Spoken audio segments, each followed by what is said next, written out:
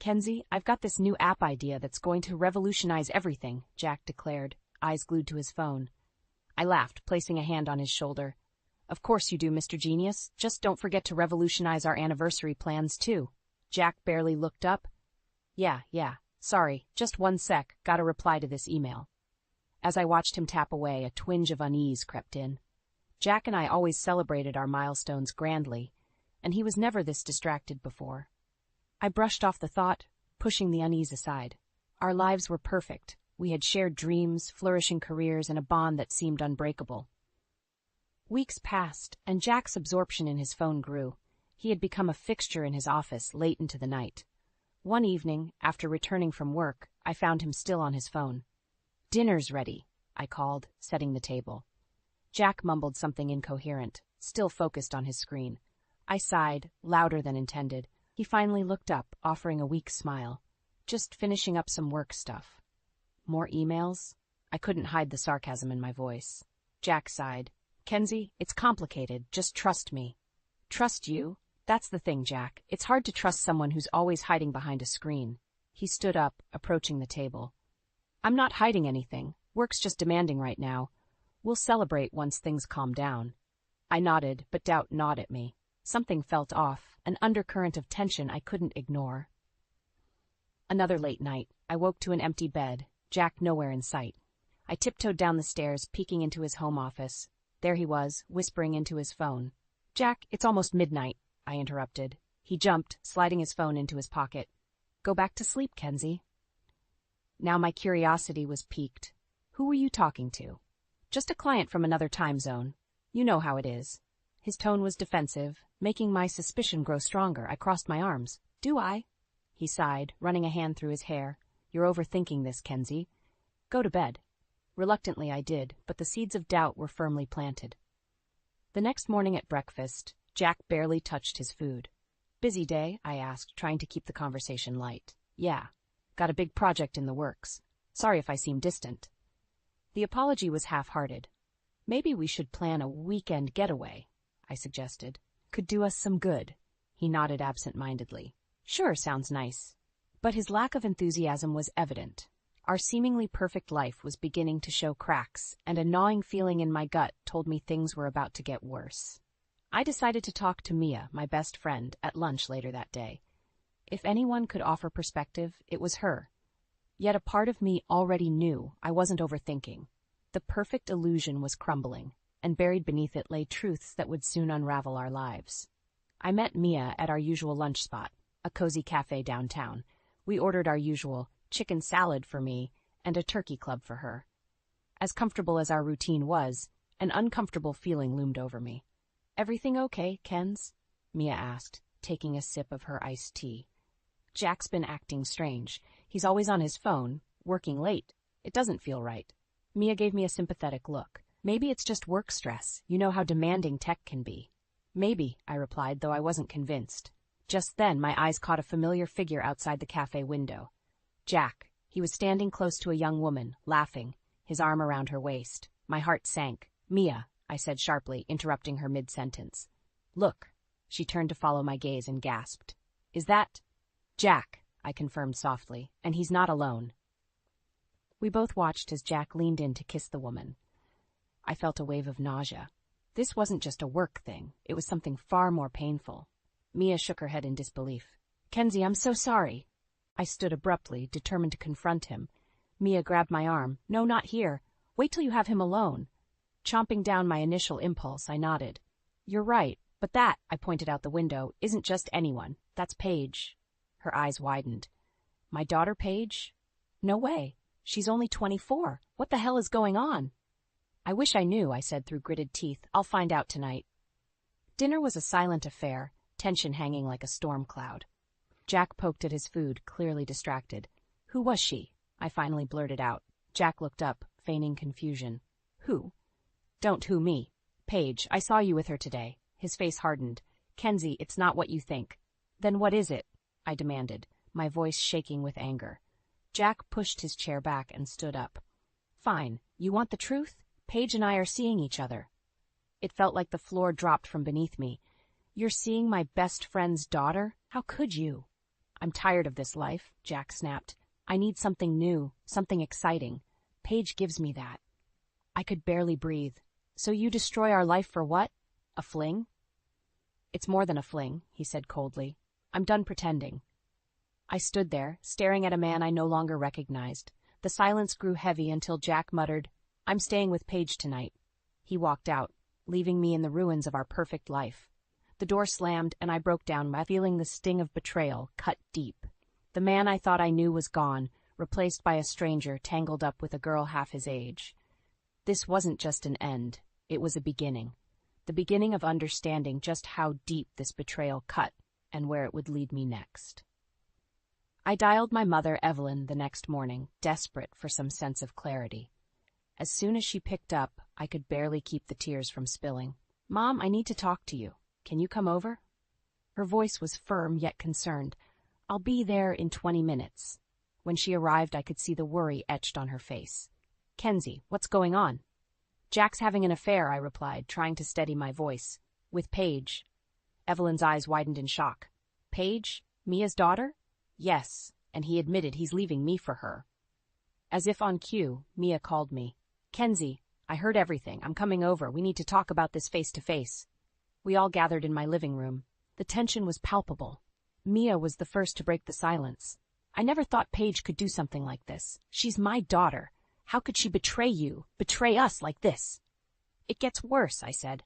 Jack's leaving me for her. He's tired of our life. Evelyn shook her head. Her usual calm rattled. We need to confront them. This can't go on. Before I could respond, the door opened, and in walked Jack and Paige, hand in hand. The audacity of it took my breath away.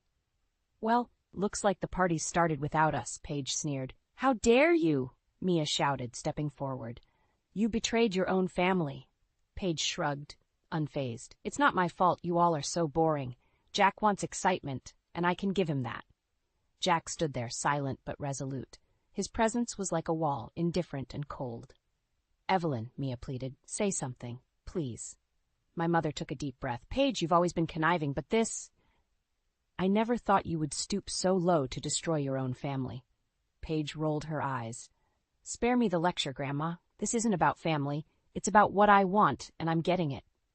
You're tearing everything apart, I said, my voice barely above a whisper. Jack finally spoke. We're not tearing anything apart that wasn't already broken. I'm done living a lie. So this is it? I asked, desperation clinging to my words. You're choosing this over us? That's right. Paige answered for him, pulling Jack closer. Get used to it. Evelyn stepped forward then. Paige, you're living off a trust fund that's about to run out. What happens when you're broke? Shock rippled across Paige's face, though she quickly masked it. We'll manage, right, Jack? Jack hesitated, the first sign of doubt crossing his face. Think long and hard, Jack, Evelyn continued. Is this really what you want? Jack's silence was deafening, the realization hitting him for the first time. As they turned to leave, the sense of finality settled in. But amidst the heartbreak, there was a small flicker of hope. It was the beginning of a plan, a way to regain control and ensure they would come to regret every single decision they had made. Evelyn and Mia stayed late into the evening, offering support and helping me regain some composure. The reality of my situation made it almost impossible to think clearly. Kenzie, you need to focus on yourself now, Evelyn said firmly, and figure out your next move. I will, but I can't just let them get away with this, I replied, the anger in my voice unmistakable. Mia nodded. We've got to hit them where it hurts. Paige's trust fund is almost gone, and Jack doesn't know that yet. The thought was sobering. I smiled slightly, a plan beginning to form. That's a start, and they'll be penniless soon. Over the next few days, I focused on my job, pouring all my energy into my work. Success would be my revenge. The drive to succeed, combined with the desire for payback, propelled me forward. Each day, the path became clearer. One evening, I needed to relive some of the tension, so I met up with Zoe, my closest friend since college, who worked as a private investigator. If anyone could help dig in deeper, it was her. Zoe, I need your help, I said as we sat down in her office. She took a sip from her coffee and leaned forward. Give me the details. Jack's been cheating on me with Paige, Mia's daughter, I explained quickly. Zoe's brow furrowed. That's messy. What do you want me to do? I need anything and everything you can find. Financials, secrets, there has to be something, I said resolutely. You got it, Zoe replied, grabbing a notepad. I'll get started right away. As Zoe began her investigation, I kept moving ahead. I filed for divorce and focused on climbing the ranks at work. Every success was a small victory, a step towards reclaiming my life. A few days later, Zoe called me. Kenzie, I've got something. Meet me at the cafe. When I arrived, Zoe had a folder ready. Jack's financials are tied up in risky investments, and Paige isn't as squeaky clean as she appears. She's run up a lot of debt, and without that trust fund, she's toast. I felt a grim satisfaction. So they'll hit rock bottom soon. Seems like it, Zoe confirmed. They'll tear each other apart once the money runs dry. At home, I organized the documents and reports Zoe had given me. I would use every bit of this information to ensure they faced the consequences of their actions. Meanwhile, Jack and Paige's relationship started to deteriorate. The financial strain was taking its toll. I heard rumors of their arguments, and it was like a small beacon of justice. Each day, I grew closer to my goal. I could sense their downfall approaching. I would be there, ready to watch it unfold, a fitting end for their betrayal. I knew the time for a dramatic confrontation was nearing, and I was more prepared than ever to face it. The morning after filing for divorce, I felt a strange sense of liberation. It was like I'd cut away the final tether holding me to a life that no longer existed. Jack's reaction had been predictably indifferent when he received the papers. Are you serious, Kenzie? He'd said, briefly looking up from his phone. Is this really necessary? You made it necessary. This is the consequence of your choices, I responded, my voice steady. He shook his head, scoffing as he walked away. His reluctance to acknowledge the gravity of the situation only fueled my resolve. Back in my office, I called Zoe. Can you meet for lunch? I have an idea. At the cafe, we discussed ways to use the information she'd gathered. Jack's partners need to know about his shady financials, Zoe suggested, and Paige's debt. Let's start a little fire and watch it burn, I added. Zoe smirked. I like the way you think. Over the next few weeks, block by block, I built my case. I discreetly provided Jack's partners with evidence of his risky investments. They started distancing themselves, and whispers of mismanagement circulated. Jack was too absorbed in his downward spiral with Paige to notice the backlash coming from his associates. Meanwhile, I threw myself into work. Late nights and hard-fought achievements raised my profile within the company. It wasn't just revenge, it was also about rebuilding my life, on my terms. One evening, on a whim, I called Jack. We need to talk. He sounded suspicious. About what? Meet me at our usual spot, the coffee shop, I said and hung up before he could protest. When he arrived, he looked worn out, shadows under his eyes. So what's this about? How are things with Paige? I kept my tone neutral. Jack sighed. It's complicated. Her trust fund, it's running out soon, isn't it? His eyes widened. You know about that? Of course I do, and the debt she's accumulated. I leaned in. Jack, you left our stable life for this mess. Does she even know? Since when do you care? He retorted, frowning. I don't. I just want you to face the reality you've created, I said, standing up. Good luck with that. Leaving him there, stunned, felt like a small victory. This was far from over. A few days later, Zoe called me, excitement in her voice. Kenzie, I've got something big. Meet me at my office. When I arrived, she handed me another folder. More dirt on Paige. She's been stealing from Jack's business account to pay her debts. I couldn't help but smile. This is exactly what I needed. Ready to pull the trigger? Zoe asked, eyes gleaming. Absolutely, I replied. Let's finish this. I returned home, preparing for the final stage. Jack and Paige were on the brink of ruin, and I was ready to give them the final push. Revenge was no longer just a desire. It was a certainty. And soon, they would face the full consequences of their betrayals. It wasn't long before Jack's world began to crumble. At first, I heard whispers at work about a big fallout between him and several investors. They were pulling out, leaving his latest project hanging by a thread. All the while I watched from a safe distance, quietly relishing each piece of news that slid my way. One night I was working late when my phone buzzed. It was Zoe. You need to hear this, Kenzie. Jack just found out about Paige's secret debts. He is livid. Where are they? I asked, curiosity piqued. They're holed up at their apartment. From what I've heard, things are getting heated. Part of me wanted to ignore it, but another part, a stronger part, needed to see the fallout firsthand. I grabbed my coat and drove to their place, staying out of sight but close enough to hear the raised voices echoing through the night. "Paige, what the hell? You spent how much?" Jack's voice was loud and filled with accusation. Paige fired back, equally loud. "Don't act like you're blameless. Your whole company is falling apart because of your bad decisions." Their words cut through the darkness, filled with venom. After a moment, there was a loud crash. Furniture, or maybe a thrown object. Jack burst out of the door, looking wild-eyed and frantic. I ducked behind a car, holding my breath. "Jack, come back here! We're not done!" Paige screamed from the doorway. "Done? We're done when I say we're done!" Jack shouted back, his voice echoing down the empty street. He got into his car and drove off, tires screeching. I followed at a safe distance, curiosity driving me forward. He arrived at my house, of all places. I stayed back, watching with a mix of satisfaction and curiosity as he banged on my door loudly. I waited a moment before stepping into the light. "Kenzie, please, I need to talk to you," he begged as I approached. "What is it, Jack?"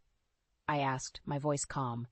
"I can't go back there. It's a disaster. Everything's falling apart," he admitted, looking desperate. "I warned you about this," I said, keeping my voice steady. "I know you did," he said, tears forming in his eyes. "I made a mistake. Please help me." I stared at him for a long moment, feeling a mixture of pity and triumph. "I can't help you. You chose this path." "Kenzie, please." He grabbed my arm, but I stepped back, pulling out my phone. "I think it's time I call the police. You're not thinking rationally." Jack's eyes widened, panic setting in. No, I'm leaving."